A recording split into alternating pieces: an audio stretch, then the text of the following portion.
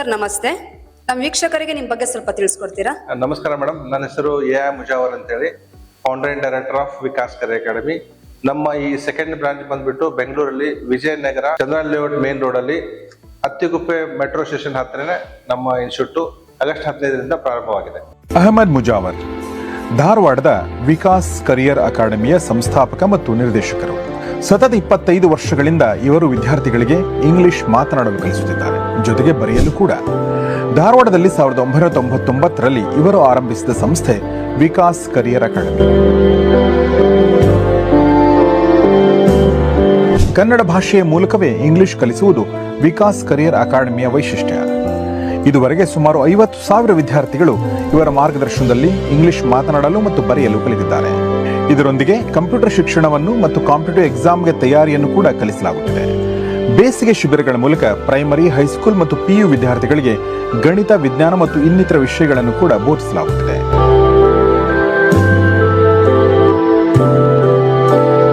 Online ಮತ್ತು offline ತರಗತಿಗಳೊಂದಿಗೆ ವಸತಿ ಸಹಿತ ಇಂಗ್ಲಿಷ್ ತರಬೇತಿ ಪಡೆಯುವ ಸೌಲಭ್ಯವೂ ಇಲ್ಲಿದೆ. ಅಹಮದ್ ಮುಜಾವರ್ ಅವರು ಅನೇಕ ಶಾಲಾ ಕಾಲೇಜುಗಳಲ್ಲಿ ಸಂಪನ್ಮೂಲ ವ್ಯಕ್ತಿಯಾಗಿ ನಮ್ಮ ವೀಕ್ಷಕರಿಗೆ ನಿಮ್ಮ ಬಗ್ಗೆ ತಿಳಿಸ್ಕೊಟ್ರಿ. ಇನ್ಸ್ಟಿಟ್ಯೂಟ್ ವಿಶೇಷತೆ ಏನೇನು ಅಂತ ತಿಳಿಸ್ಕೊಡಿ. ಮೇಡಮ್, ನಮ್ಮ ಇನ್ಸ್ಟಿಟ್ಯೂಟ್ ಒಂದು ವಿಶೇಷತೆ ಏನಪ್ಪಾ ಅಂದ್ರೆ, ನಾವು ಕೇವಲ 15 ದಿವಸಗಳಲ್ಲಿ ಇಂಗ್ಲಿಷ್ ಗ್ರಾಮೆಟಿಕಲ್ ಆಗಿ ಅಂದ್ರೆ ವ್ಯಾಕರಣಬದ್ಧವಾಗಿ ಬರೆಯೋದು ಮತ್ತೆ ಮಾತಾಡೋದನ್ನ ಕೇವಲ 15 ದಿವಸದಲ್ಲಿ ನಾನು ಕಲಿಸ್ಕೊಡ್ತಾ ಇದ್ದೀನಿ. ಇದು ನನ್ನ ಓಪನ್ ಚಾಲೆಂಜ್ ಅಂತ ನಾನು ಹೇಳ್ಬೋದು. ಇದು ನಮ್ಮ ವಿಶೇಷತೆ. ಸೊ ಯಾಕೆ ಇದು ವಿಶೇಷತೆ ಅಂತಂದ್ರೆ, ನಾನು ಕನ್ನಡದಿಂದ ಇಂಗ್ಲಿಷ್ ಕಲಿಸ್ತಾ ಇದ್ದೀನಿ. 25 ವರ್ಷಗಳಿಂದ 50,000 ವಿದ್ಯಾರ್ಥಿಗಳಿಗೆ ಇಲ್ಲಿವರೆಗೆ ಇಂಗ್ಲಿಷ್ ಬರೆಯೋದನ್ನ, ಇಂಗ್ಲಿಷ್ ಮಾತಾಡೋದನ್ನ ಅತಿ ಸುಲಭವಾಗಿ ನಾನು ಕಲಿಸ್ಕೊಟ್ಟಿದ್ದೆ ಅಂತ ಹೇಳಲಿಕ್ಕೆ ನನಗೆ ಬಹಳ ಖುಷಿ ಆಗ್ತದೆ. ಓಕೆ ಸರ್, ನಿಮ್ ಬ್ರಾಂಚಸ್ ಎಲ್ಲೆಲ್ಲಿ ಬರುತ್ತೆ ಅಂತ ತಿಳಿಸ್ಕೊಡಿ. ಮೇಡಮ್, ನಮ್ಮ ಬ್ರಾಂಚಸ್ ಬಂದ್ಬಿಟ್ಟು ಧಾರವಾಡದಲ್ಲಿ. ಸೊ ಧಾರವಾಡದಲ್ಲಿ 25 ವರ್ಷಗಳಿಂದ ನಾನು 2 ಬ್ರಾಂಚಸ್ ಅನ್ನ ಮ್ಯಾನೇಜ್ ಮಾಡ್ತಾ ಇದ್ದೀವಿ. ಅಫ್ಕೋರ್ಸ್ ಅಲ್ಲಿಯೂ ಸಹ ಒಂದು ರೆಸಿಡೆನ್ಷಿಯಲ್ ಕೋಚಿಂಗ್ ಅಂತ ಮಾಡಿದ್ದೀವಿ. ಅಲ್ಲೇ ವಿದ್ಯಾರ್ಥಿಗಳಲ್ಲೇ ಇದ್ಕೊಂಡು ಅವ್ರು ಇಂಗ್ಲಿಷ್ ಬರೆಯೋದನ್ನ, ಇಂಗ್ಲಿಷ್ ಮಾತಾಡೋದನ್ನ, ಅದ್ರ ಜೊತೆಗೆ ಕಂಪ್ಯೂಟರ್ ಕೋರ್ಸ್ ಅನ್ನ ಅಥವಾ ಪರ್ಸನಾಲಿಟಿ ಡೆವಲಪ್ಮೆಂಟ್, ಪಬ್ಲಿಕ್ ಸ್ಪೀಕಿಂಗು, ಹೀಗೆ ಧಾರವಾಡದಲ್ಲಿಯೂ ಕಲಿತಾ ಇದ್ದಾರೆ. ಸೊ ಬಹಳಷ್ಟು ವಿದ್ಯಾರ್ಥಿಗಳು ಮತ್ತೆ ಜಾಬ್ ಹೋಲ್ಡರ್ಸ್ ಇರ್ಬೋದು, ಹೋಮ್ ಮೇಕರ್ಸ್, ಬೆಂಗಳೂರಿಂದ ನನಗೆ ಬಹಳಷ್ಟು ಕಾಲ್ಸ್ ಬರ್ತಾ ಇದೆ.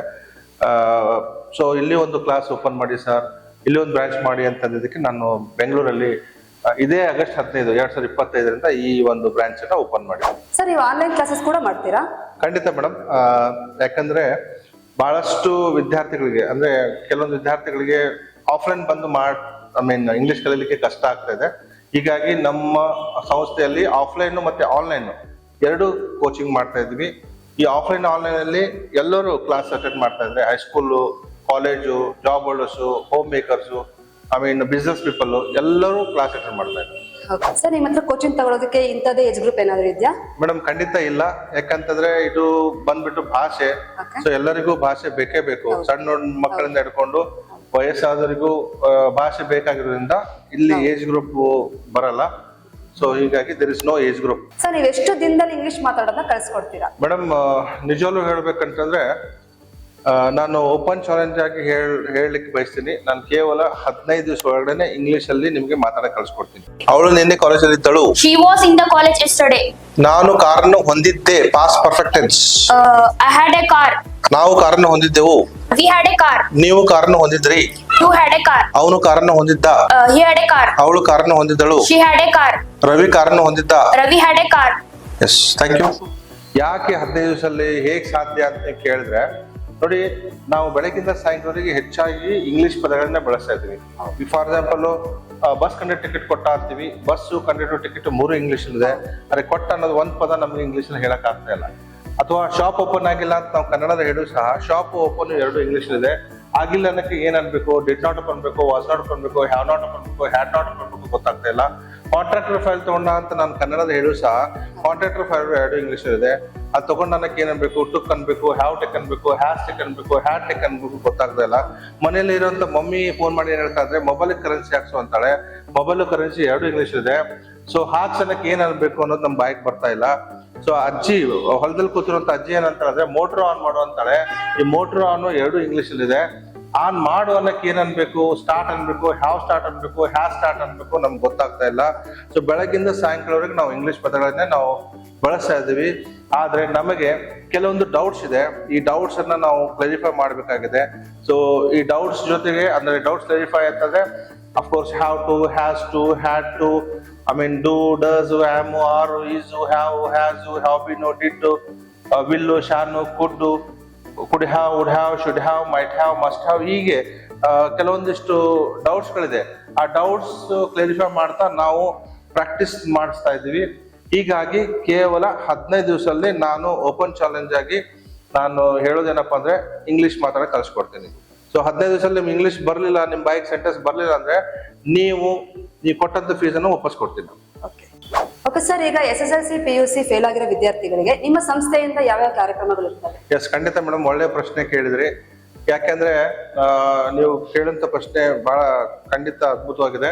ನಮ್ಮಲ್ಲಿ ಒಂದು ದೂರ ಶಿಕ್ಷಣ ಅಧ್ಯಯನ ಕೇಂದ್ರ ಇದೆ. ಅಂದ್ರೆ ನಾವೇ ಒಂದು ಸೆಂಟ್ರಲ್ ಗವರ್ಮೆಂಟ್ ಬೋರ್ಡ್ ಅನ್ನ ಅಡ್ಮಿಷನ್ ಅಂಡ್ ಕೌನ್ಸಿಲಿಂಗ್ ಸೆಂಟರ್ ತಗೊಂಡಿದ್ವಿ. ಕರ್ನಾಟಕದ್ದು ಅಡ್ಮಿಷನ್ ಕೌನ್ಸಿಲಿಂಗ್ ಸೆಂಟರ್ ಇದೆ. ಈಗ SSLC PUC ಯಾರೇ ಡ್ರಾಪ್ ಔಟ್ ಆಗಿದ್ದಾರೆ, ಅದು ವಿದ್ಯಾರ್ಥಿ ಇರ್ಬೋದು ಅಥವಾ ಯಾರೇ ಜನರು ಇರ್ಬೋದು, ಅದು ವಯಸ್ಸಿನ ಅಭ್ಯಂತರ ಇಲ್ಲ. ಯಾರು ಬೇಕಾದ್ರೂ ನಮ್ಮಲ್ಲಿ ಆ ಎಕ್ಸಾಮ್ ಅಟೆಂಡ್ ಮಾಡಿ ನೀವು ಪಾಸ್ ಆಗ್ಬೋದು. ಅಂದ್ರೆ ಇದು ಆನ್ಲೈನ್ ಎಕ್ಸಾಮ್ ಇದೆ. ಸೊ ಆನ್ಲೈನ್ ಎಕ್ಸಾಮ್ ಮೂಲಕ ನೀವು ಖಂಡಿತವಾಗಿ SSLC ಮತ್ತೆ PUC ಪಾಸ್ ಮಾಡಿಕೊಂಡು ಮುಂದೆ ನೀವು ಡಿಗ್ರಿ ಹೋಗ್ಬೋದು.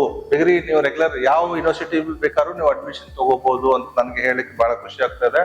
ಸೊ ಇದರಿಂದ ಅಫ್ಕೋರ್ಸ್ ನಾವು ಬರೀ ಇಂಗ್ಲಿಷ್ ಅಷ್ಟೇ ಕಲಿಸ್ತಾ ಇಲ್ಲ, ಇಂಗ್ಲಿಷ್ ಜೊತೆಗೆ ಯಾರು ಡ್ರಾಪ್ ಔಟ್ ಆಗಿದ್ರೆ ಅವ್ರಿಗೆ ಎಕ್ಸಾಮ್ ಕೊಡಿಸ್ಕೊಂಡು ಅಥವಾ ಆನ್ಲೈನ್ ಎಕ್ಸಾಮ್ ಮುಖಾಂತರ ಅವ್ರ ಒಂದು ಭವಿಷ್ಯವನ್ನ ಮಾಡ್ಕೊಡ್ತಾ ಇದೀವಿ.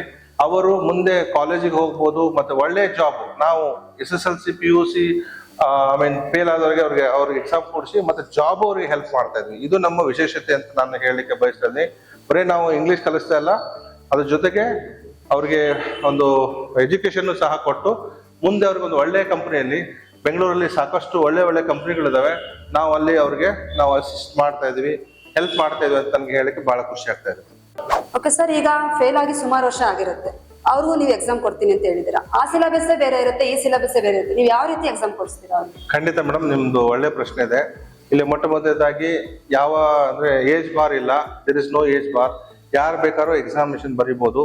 ಇನ್ನೊಂದು ವಿಶೇಷತೆ ಏನಂದ್ರೆ ಈ ಏನ್ ನಮ್ದು ಬೋರ್ಡ್ ಇದೆ, government board, central government board. So ಇದರಲ್ಲಿ ಆ ಬೋರ್ಡ್ ಅಲ್ಲೇ ಸಿಲೆಬಸ್ ಬರುತ್ತೆ. ಅಂದ್ರೆ ನಾವು ನೆಟ್ ಅಲ್ಲೇ ನೋಡಿಕೊಂಡು ನಾವು ಸಿಲೆಬಸ್ ಅನ್ನ ಕವರ್ ಮಾಡಬಹುದು. ಆರಾಮಾಗಿ ಓದ್ಕೊಂಡು ಎಕ್ಸಾಮ್ ಬರೀಬಹುದು. ಇನ್ನೊಂದು ವಿಶೇಷವಾಗಿ ಹೇಳ್ಬೇಕಂದ್ರೆ ನಾವು ಸ್ವತಃ ಅವ್ರಿಗೆ ಟ್ರೈನಿಂಗ್ ಕೊಡ್ತಾ ಇದ್ದೀವಿ. ಯಾವ ರೀತಿ ಮ್ಯಾಥಮೆಟಿಕ್ಸ್ ಅನ್ನ ಬರೀಬೇಕು ಅಥವಾ ಮ್ಯಾಥಮೆಟಿಕ್ಸ್ ಯಾವ ರೀತಿ ಸಾಲ್ವ್ ಮಾಡಬೇಕು, ಸೈನ್ಸ್ ಹೇಗೆ ಇದು ಮಾಡಬೇಕು, ಎಲ್ಲ ಟ್ರೈನಿಂಗ್ ಕೊಟ್ಟು ನಾವು ಎಕ್ಸಾಮ್ ಮಾಡ್ತಾ ಇದೀವಿ. ಸೊ ಖಂಡಿತ ಅವರು ಎಕ್ಸಾಮ್ ಪಾಸ್ ಮಾಡ್ಕೊಂಡು ಮುಂದೆ ಅವ್ರ ಕಾಲೇಜಿಗೆ ಹೋಗ್ಬೋದು ಅಂತ ನಾನು ಹೇಳಿದ್ವಿ. ಸಪೋಸ್ ಗೌರ್ಮೆಂಟ್ ಜಾಬ್ ಬೇಕಂದ್ರೆ ಗೌರ್ಮೆಂಟ್ ಜಾಬ್ಗೂ ಅಪ್ಲೈ ಮಾಡಬಹುದು, ಅದರಲ್ಲಿ ಏನು ತೊಂದರೆ ಇಲ್ಲ. ಗೌರ್ಮೆಂಟ್ ಜಾಬ್ಗೂ ಅಪ್ಲೈ ಆಗುತ್ತೆ, ಎಲ್ಲ ಕಡೆನೂ ಅಪ್ಲೈ ಆಗುತ್ತೆ. ಈವನ್ ಪಾಸ್ಪೋರ್ಟ್ ಸಹ ನೀವು ಮಾಡಿಸ್ಕೋಬಹುದು ಅಥವಾ ಪಾಸ್ಪೋರ್ಟ್ಗೂ ಅಪ್ಲೈ ಮಾಡಬಹುದು ಅಂತ ನನಗೆ ಹೇಳಲಿಕ್ಕೆ ಬಹಳ ಖುಷಿ ಆಗ್ತದೆ. ಸರ್, ಕಂಪ್ಯೂಟರ್ ಕೋರ್ಸ್ ಇದೆ ಅಂತ ಹೇಳಿದ್ರಿ, ಇದ್ರೆ ಯಾವ್ಯಾವ ಕೋರ್ಸ್ ಇರುತ್ತೆ ನಿಮ್ಮ ಹತ್ರ? ಮೇಡಮ್, ಖಂಡಿತವಾಗಿಯೂ ನಿಮ್ಗೆ ಗೊತ್ತಿರೋ ಹಾಗೆ ಈಗಿನ ಒಂದು ಜಗತ್ತಿನಲ್ಲಿ ಎರಡು ಬಹಳ ಮುಖ್ಯವಾಗಿದೆ. ಒಂದು ಇಂಗ್ಲಿಷ್ ಬೇಕೇ ಬೇಕು. ಯಾಕೆಂದ್ರೆ ಇಂಗ್ಲಿಷು ಜಗತ್ತಿನಲ್ಲಿ ಎಲ್ಲಾ ಕಡೆ ಉಪಯೋಗ ಮಾಡುವಂತ ಒಂದೇ ಒಂದು ಭಾಷೆ ಅದು ಯಾವ್ದಪ್ಪ ಅಂದ್ರೆ ಇದು English. So number 1 language English ಅಂತ ಹೇಳ್ಬೋದು. ಸೆಕೆಂಡ್ ಬಂದ್ಬಿಟ್ಟು ಚೈನೀಸ್ ಲ್ಯಾಂಗ್ವೇಜು. ಥರ್ಡ್ ಒನ್ ಬಂದ್ಬಿಟ್ಟು ಹಿಂದಿ ಲ್ಯಾಂಗ್ವೇಜು. ಹೀಗಾಗಿ ಇಂಗ್ಲಿಷು ಮಸ್ಟ್ ಅಂಡ್ ಶುಡ್, ಅದು ಕಂಪಲ್ಸರಿ ಬರಲೇಬೇಕು ನಮ್ಗೆ. ಇನ್ನೊಂದು ಏನಪ್ಪಾ ಅಂದ್ರೆ ಟೆಕ್ನಾಲಜಿ ಬೆಳೀತಾ ಇದೆ, ಹಿಂಗಾಗಿ ನಮ್ಗೆ ಕಂಪ್ಯೂಟರ್ ಸ್ಕಿಲ್ಸ್ ಬೇಕೇ ಬೇಕು. ಇವ್ 2 ಸ್ಕಿಲ್ಸ್ ಇದ್ರೆ ನಾವು ಎಲ್ಲಿ ಬೇಕಾದ್ರೆ ಬದುಕೋಬಹುದು ಅಂತ ನಾನು ಹೇಳಿಕ್ ಬಯಸ್ತಾ ಇದ್ದೀನಿ. ಹಿಂಗಾಗಿ ನಮ್ಮಲ್ಲಿ MS ಆಫೀಸ್ ಇಂದ ಹಿಡ್ಕೊಂಡು ಅಡ್ವಾನ್ಸ್ ಟ್ಯಾಲಿ ಅಂತ ನಿಮ್ಗೆ ಗೊತ್ತಿದೆ. ಈಗ GST ಬಂದ್ಮೇಲೆ ಟ್ಯಾಲಿ ಬಹಳ ಕಂಪಲ್ಸರಿ ಆಗಿದೆ.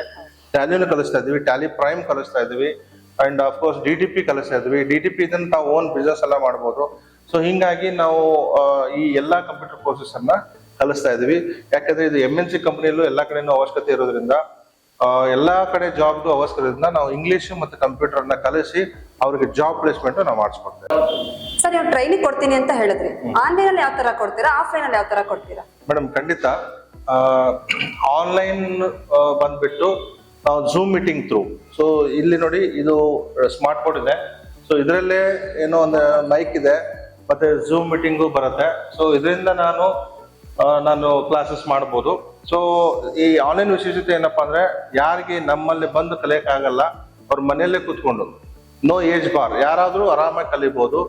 ಐ ಮೀನ್ ಅದು ಜಾಬ್ ವರ್ಡರ್ಸ್ ಇರ್ಬೋದು, ಹೋಮ್ ಮೇಕರ್ಸ್ ಇರ್ಬೋದು, ಏಜ್ಡ್ ಇರ್ಬೋದು, ಅವ್ರ ಮೊಬೈಲಲ್ಲೇ ಆರಾಮಾಗಿ ಅವರು ಇಂಗ್ಲಿಷ್ ಕಲಿಬಹುದು ಅಂತ ನಾನು ಹೇಳಿಕ್ ಬಯಸ್ತಾ ಇದ್ದೀನಿ. ಇದು ನಮ್ದೇ ಒಂದು ಆ್ಯಪ್ ಇದೆ. ಸೊ ಆ ಆ್ಯಪ್ ಮೂಲಕ ನಾನು ನಿಮ್ಗೆ ಲೈವ್ ಕ್ಲಾಸ್ ಮಾಡ್ತಾ ಇದ್ದೀನಿ. ಇದು ಆನ್ಲೈನ್ ಕ್ಲಾಸ್ ಬಂದ್ಬಿಟ್ಟು, so daily 1 hour online class ಇರುತ್ತೆ. ಎರಡನೇದಾಗಿ ಇದು ಆಫ್ಲೈನ್ ಕ್ಲಾಸಲ್ಲಿ ನಾನು ಈ ರೀತಿ ಒಂದು ಟೆಕ್ನಾಲಜಿಯನ್ನ ಯೂಸ್ ಮಾಡಿಕೊಂಡು ವಿದ್ಯಾರ್ಥಿಗಳಿಗೆ ಬಹಳ ಈಸಿ ಮೆಥಡ್ ಅಲ್ಲಿ ನಾನು ಪ್ರಾಕ್ಟೀಸ್ ಮಾಡಿಸ್ತಾ ಇದ್ದೀನಿ. ಸೊ ನಮ್ಮ ವಿಶೇಷತೆ ಏನಪ್ಪಾ ಅಂತಂದ್ರೆ ಈ ಒಂದು ಟೆಕ್ನಾಲಜಿಯನ್ನ ನಾವು ಬಳಸ್ಕೊಂಡು ಬೇರೆ ಬೇರೆ ಒಂದು ಆಕ್ಟಿವಿಟೀಸ್ ಅನ್ನ ಮಾಡಿಸ್ತಾ ಇದ್ದೀವಿ ಅಂತ ನನಗೆ ಹೇಳಲಿಕ್ಕೆ ಬಹಳ ಖುಷಿ ಆಗ್ತದೆ. ನೋಡಿ ವೀಕ್ಷಕರೇ, ಯಾರು SSLC PUC ಡಿಗ್ರಿ ಫೇಲ್ ಆಗಿದ್ದೀರೋ ಸರ್, ನಾವು ಒಂದ್ಸಲ ಬಂದು ಮೀಟ್ ಮಾಡಿ ನಿಮ್ ಭವಿಷ್ಯ ತುಂಬಾ ಚೆನ್ನಾಗಿರುತ್ತೆ, ತುಂಬಾ ಹೆಲ್ಪ್ ಕೂಡ ಆಗುತ್ತೆ. ಈ ಎಕ್ಸಾಮ್ ಬರೆಯಕ್ಕೆ ಅಂದ್ರೆ SSLC PUC ಎಕ್ಸಾಮ್ ಬರೆಯೋದಕ್ಕೆ ವಯಸ್ಸಿನ ಅಭ್ಯಂತರ ಇಲ್ಲ, ಯಾರು ಬೇಕಾದ್ರೂ ಬರ್ಬೋದು, ಎಕ್ಸಾಮ್ ಬರೀಬಹುದು. ನಮ್ಮ ವೀಕ್ಷಕರಿಗೆ ಇನ್ನು ಏನಾದ್ರು ಹೇಳೋದಿದ್ಯಾ? ಖಂಡಿತ ಮೇಡಮ್, ಇವತ್ತು ನಿಮ್ಮ ಈ ಇಂಟರ್ವ್ಯೂ ನೋಡಿ ಬಹಳ ಸಂತೋಷ ಆಯ್ತು. ಬಹಳ ಚೆನ್ನಾಗಿ ನೀವು ಒಳ್ಳೆ ಪ್ರಶ್ನೆಗಳನ್ನ ಕೇಳಿದ್ರಿ. ಖಂಡಿತವಾಗಿ ಜನರಿಗೆ, ಎಲ್ಲಾ ವರ್ಗದ ಜನರಿಗೆ ಇದು ತುಂಬಾ ಹೆಲ್ಪ್ ಆಗುತ್ತೆ. ಇಂಗ್ಲಿಷು ಅದು ಬೇಕೇ ಬೇಕು, ಇದು ಮ್ಯಾಂಡೇಟರಿ ಆಗಿದೆ. ಯಾಕಂದ್ರೆ ಜಗತ್ತಿನಲ್ಲಿ ಎಲ್ಲಾ ಕಡೆ ಯೂಸ್ ಮಾಡುವಂತ ಒಂದೇ ಒಂದು ಭಾಷೆ ಯಾವ್ದಪ್ಪ ಅಂದ್ರೆ ಇಂಗ್ಲಿಷು.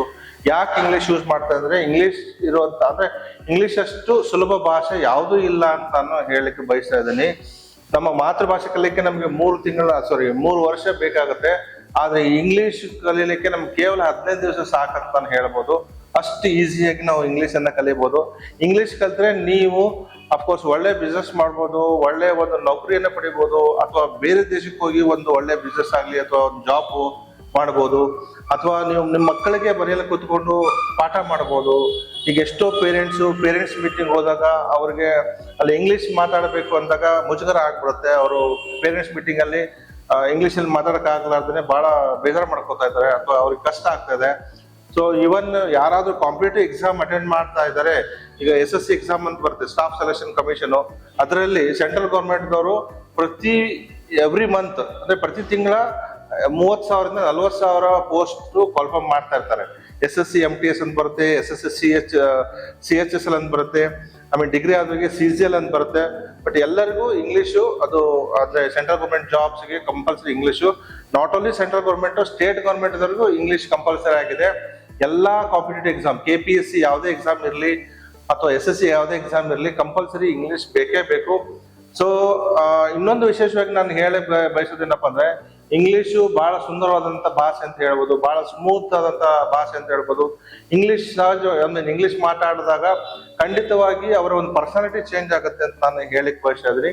ಇನ್ನೊಂದು ವಿಶೇಷವಾಗಿ ನಾನು ಹೇಳ್ಬೇಕಂದ್ರೆ ಇದು ಕನೆಕ್ಟಿವಿಟಿ ಲ್ಯಾಂಗ್ವೇಜ್ ಇದೆ, ಒಬ್ರಿಗೊಬ್ರು ಕನೆಕ್ಟ್ ಮಾಡುತ್ತೆ. ಜಗತ್ತಿನ ಅಂದ್ರೆ ಈಗ ಒಂದು ಎಕ್ಸಾಂಪಲ್ ಕೊಟ್ಟು ಹೇಳ್ಬೇಕಂದ್ರೆ, ಕನ್ನಡ ಗೊತ್ತಿದ್ರೆ ಇಷ್ಟೇ ಜನರ ಜೊತೆಗೆ ಮಾತಾಡ್ಬೋದು, ಹಿಂದಿ ಗೊತ್ತಿದ್ರೆ ಇಷ್ಟು ಜನರ ಜೊತೆಗೆ ಮಾತಾಡ್ಬೋದು, ಇಂಗ್ಲಿಷ್ ಗೊತ್ತಿದ್ರೆ ಇಷ್ಟು ಜನರ ಜೊತೆಗೆ ಮಾತಾಡ್ಬೋದು. ಜಗತ್ತಿನಲ್ಲಿ ಎಷ್ಟು ದೇಶಗಳಿದಾವೆ, ಎಲ್ಲಾ ದೇಶದ ಜೊತೆಗೆ ನೀವು ಮಾತಾಡ್ಬೋದು, ಕಮ್ಯುನಿಕೇಟ್ ಮಾಡ್ಬೋದು, ಒಂದು ಒಳ್ಳೆ ಬಿಸ್ನೆಸ್ ಮಾಡ್ಬೋದು ಅಂತ ಹೇಳಲಿಕ್ಕೆ ನಾನು ಬಯಸ್ತಾ ಇದ್ದೀನಿ. ಇನ್ನೊಂದು ವಿಶೇಷವಾಗಿ ಈ ಒಂದು ಚಾನಲ್ ನೋಡ್ಕೊಂಡು ಬಂದವ್ರಿಗೆ ನಾನು 2 ದಿವಸ ಫ್ರೀ ಕೋಚಿಂಗ್ ಕೊಡ್ತಾ ಇದ್ದೀನಿ. ಸೊ ಆದಷ್ಟು ಈ ಚಾನಲ್ ನೋಡಿದ ತಕ್ಷಣ ನಮ್ಮ ಆಫೀಸಿಗೆ ಬನ್ನಿ, ನಿಮ್ಮ ರಿಜಿಸ್ಟ್ರೇಷನ್ ಮಾಡಿಕೊಂಡು ನಾನು 2 ದಿವಸ ಫ್ರೀ ಕೋಚಿಂಗ್ ಕೊಡ್ತಾ ಇದ್ದೀನಿ. ಸೊ ಈ ಒಂದು ಚಾನಲ್ನವರಿಗೆ ನಾನು ಧನ್ಯವಾದ ಹೇಳ್ತಾ, ಇವತ್ತು ನನ್ನ ಒಂದು ಈ ಇಂಟರ್ವ್ಯೂ ತಗೊಂಡಿದ್ದಕ್ಕೆ ನಾನು ತುಂಬಾ ಆಭಾರಿಯಾಗಿದೆ ಅಂತ ಹೇಳ್ತಾ ನಮಸ್ಕಾರ. ಮತ್ತಷ್ಟು ಸುದ್ದಿಗಳಿಗಾಗಿ ನೋಡ್ತಾ ಇರಿ ಪಬ್ಲಿಕ್ ನ್ಯೂಸ್ 24x7. ಇದು ಸತ್ಯದ ಧ್ವನಿ.